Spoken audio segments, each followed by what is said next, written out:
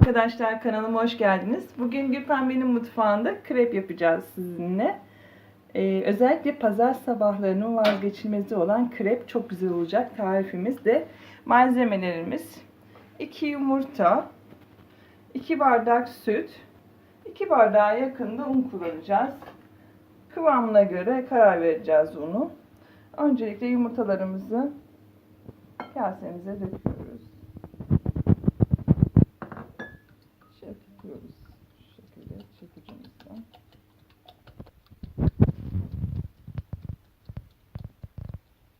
Çok güzel çırpılıyor. Herkese tavsiye ederim. Evet, sütümüzü ekliyoruz yavaş yavaş. Sütümüzü çırpma işimize devam edeceğiz. Bir bardak daha ekliyorum. Bir bardak süt, bir bardak sudan yapıyor ama ben 2 bardak sütten yapıyorum. Daha lezzetli oluyor benim için. Çocuklar için de tamamen bir vitamin deposu. Özellikle yumurta yemiyorsa çocuklar buradan yumurtanın vitamini alıyorlar. Çırpma işimize devam ediyoruz. Evet, sütle yumurtayı karıştırma işlemimiz bitmiş bulunmaktadır. Unumuzu katacağız. Kıvama göre katacağız. Ben eleyerek katıyorum. Yani onu yapılan genelde çoğu şeyde hep eleyerek katıyorum. Çırpmaya devam ediyoruz. Hem ele katıyoruz hem çırpıyoruz. İkinci bardağımızda biraz az koydum. Kıvama göre ekleyeceğim. Yine ekliyoruz. Çünkü çok yoğun bir kıvamla yapmıyoruz. Saydam bir kıvam olması gerekiyor. Çırpma işimize devam ediyoruz. Biraz da tuz katacağım. Yaklaşık bir çay kaşığı kadar.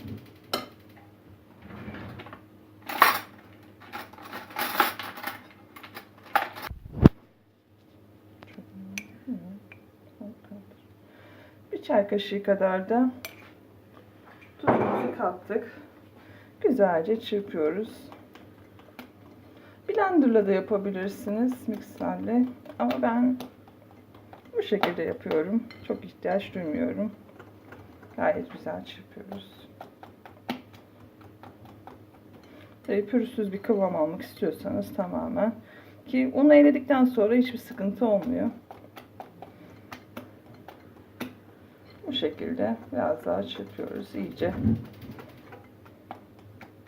Karışsın diye. Evet arkadaşlar, çırpma işlemimiz bitmiştir. Bu şekilde hiç pürüzsüz kalacak şekilde iyice çırptık. Gördüğünüz gibi biraz sıvı olması gerekiyor. Yani çok katı değil. Normal bir sıvılıkta. Şimdi krep tavam. Ocağa koyuyoruz. Altını yakıyoruz. Her zamanki gibi yanlış ocağımıza yapıyoruz. Genellikle onu kullanıyorum. Evet arkadaşlar. Ben sıvı yağla, zeytinyağlı yapıyorum. Her şeyi yaptığım gibi. Biraz döküyorum içine. Sıvı yağını her yere yediriyorum. Çok yağlı olmaması için peçeteyle fazlalığını alacağım ama her yerin yediğini görmek istiyorum.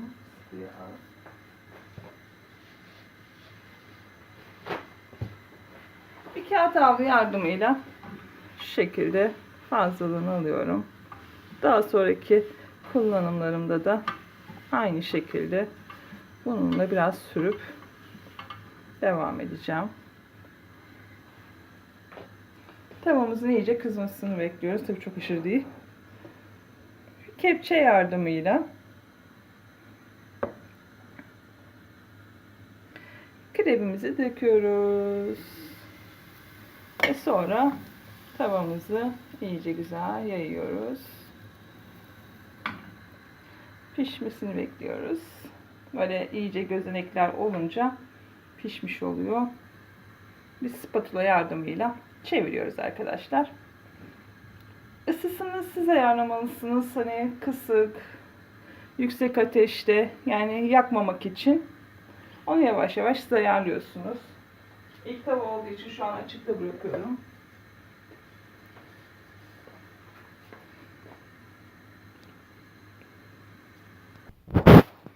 Evet arkadaşlar, spatula yardımıyla çeviriyoruz. Yüksek ateşte açtığım için biraz kenarları daha çok pişmiş. Ama tam kıvam bence bu. Bir tık daha belki aşağıda.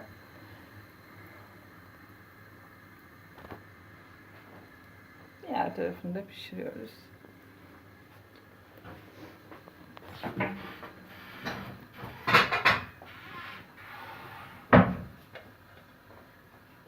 Oh, mis gibi kokular geliyor. Kahvaltıda çok güzel oluyor. Şu an sadesini yapıyorum. Ben bunu çok çeşitlerini de yapıyorum. Ama size sade yapıyorum. Bunun üzerine peynir koyabilirsiniz, reçel sürebilirsiniz. Her şeyle kahvaltıda güzel yeniyor. Evet arkadaşlar, ilk kremimiz olmuştur. İkinci kremimize başlayabiliriz. Evet, yine yağımızı sürdük. Kepçe yardımıyla döküp bu şekilde etrafa yayılmasını sağlıyoruz. Ve pişmesini bekliyoruz. Bundan sonra genellikle biraz kısık ateşte yapıyorum. Ama niye çevirmedim? Evet arkadaşlar, şöyle yapınca zaten ayrılıyor ve çevirdik. İkinci deneme oldu ama olsun.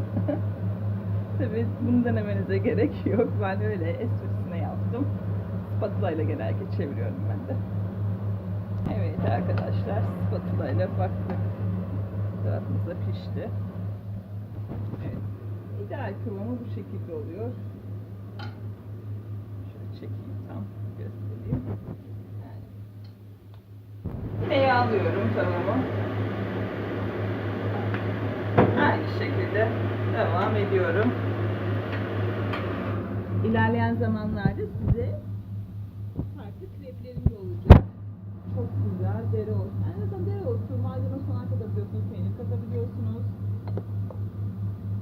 Benim eşim pek otlu şeyleri sevmediği için bugün de pazar kahvaltısı olduğu için sade krep yapıyorum. Ama hafta içi kendime yapabiliyorum. Kendime ödül veriyorum.